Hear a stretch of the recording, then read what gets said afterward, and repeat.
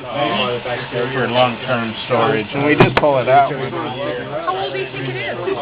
It's probably 8 years old. That's great. So there's a few things here. If somebody's into jigsaw puzzles, you can try to put a head back together. But this is a Yaqaray caiman, kind of a grody old Yaqaray, and we just took it and split it, so you can see the things that we've been talking about. Was this in that slide? Is this what you had in that slide? No, I had an alligator in the slide. Oh, okay. But we can go through all those same things. So the first thing we could do is talk about when you guys were taking blood from the sinus, you know. So here's the midline, here's the back of the cranial table. You would put your needle in right there, and you'd go down, and when you turn around and look at that, you're going right between the first and the second vertebra. And you're going down, and you're actually positioning the tip of your needle. So here's the spinal cord, right? Coming up here to the medulla oblongata of the brain. So that bloody sinus that you all are taking blood from is right here. It's right above the spine there. Okay?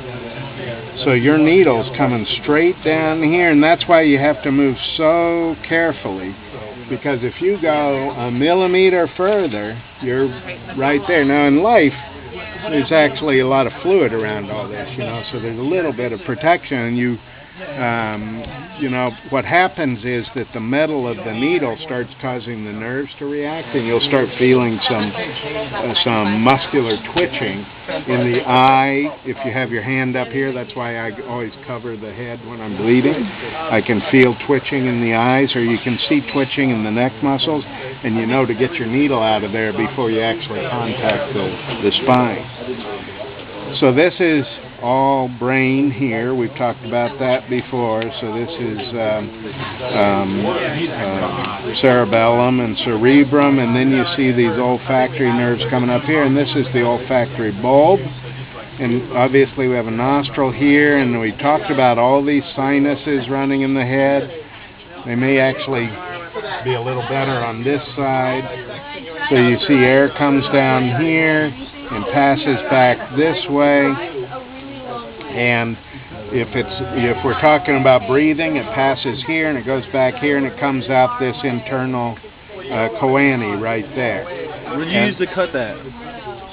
Bandsaw. The thing was frozen, so we just zipped right through it. But, I mean, you did but all this, yeah. Well, it's frozen. It well, of course, this is all bony, so it does fine. But even like the tongue and all is frozen, it just zips right through it. It's like a clean cut. Yeah, it's good. So all this black material here is actually the epithelium and the sinuses that has the olfactory sensory material. So this is all these choanine that hey, good job. Now we're going to take it apart because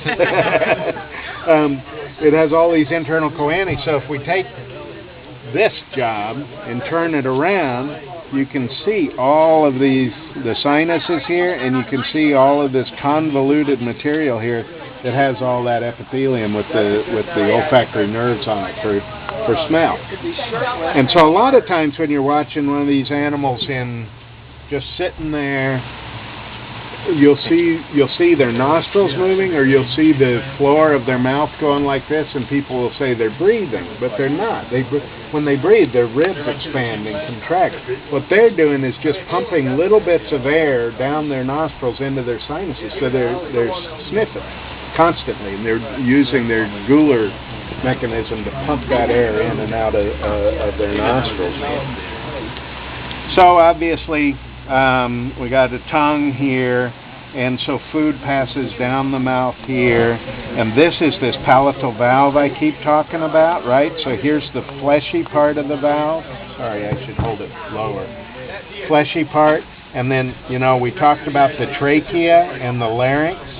So the larynx is, you know, where vocal cords are in humans. They have vocal folds, sort of, in them. And then you have this big cartilaginous portion of the larynx that comes up here, and that forms that stiffer part at the base of the tongue that forms the palatal valve. and then food passes through here and it goes down the throat like that. You can also tell in this that even though these things have great big heads and they're really heavy heads, they also have a lot of sinuses in the head. So they're empty, gas-filled places that just lighten the. If that was all solid bone, they'd really be carrying a lot of extra weight. So all through the head, you have these pneumatic cavities in the skull. What else? This is jaw muscles here. Obviously, the eye is here. The ear flaps here, but it will be easier on him to move that around. In these things here, that's a section through the eye. You can see the internal, the sinuses of the running down the back. This is actually retina here, but it's now peeling away. And so that black tissue you see there is the retina and those tapetum lucidum, the guanine crystals. It's falling apart now. What are the crystals used for besides reflection for That's us? what they're for. What purpose does that serve in the wild? It's magnifying light, so that they're seeing better in low light situations. Okay.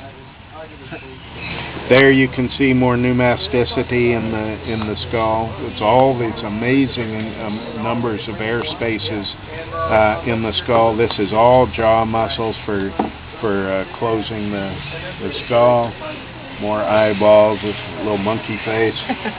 And what else? Here again you can kind of, let me see where we are exactly here. So again, we're at the back of the cranial table right here. So we're not really exactly in the spot where we would be bleeding, but you can still sort of see where you would go in with the needle, and you can see there's kind of a little space there. There's actually a vessel. And if you get practiced, you can actually collect blood. We call this an inferior jugular because it's carrying blood out of the cranium and coming down along the spine, and then between each one of those vertebrae it's got little slits that are going down into the jugular. But in fact that blood flow continues all the way down here as a spinal vein, and if you get practiced you can collect blood at any point along this spine just as you do. It gets small, it's hard to do because these are all osteoderms here. But you can actually, we were studying blood flow in these guys, and we had to inject radio-opaque dyes in here for fluoroscopy, and we were able to inject all along here. And these guys do weird things. I was saying that there are